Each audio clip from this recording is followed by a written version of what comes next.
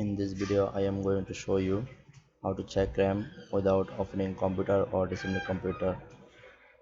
First of all, we need to find task manager.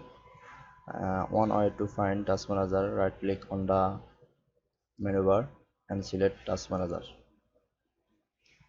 In your computer it will be the bottom side and select task manager.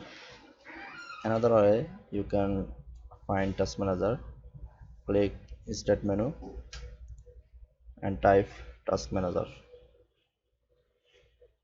Select task manager and select performance, then go to memory. Here you can see there is a slot used option 2 of 4. The 4 is a slot option, number of slot, and the 2 is a number of used slot. If you hover mouse in this option, then you can see the details.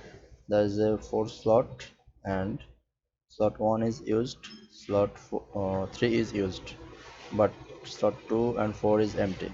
So by this way you can easily check your RAM. Thank you.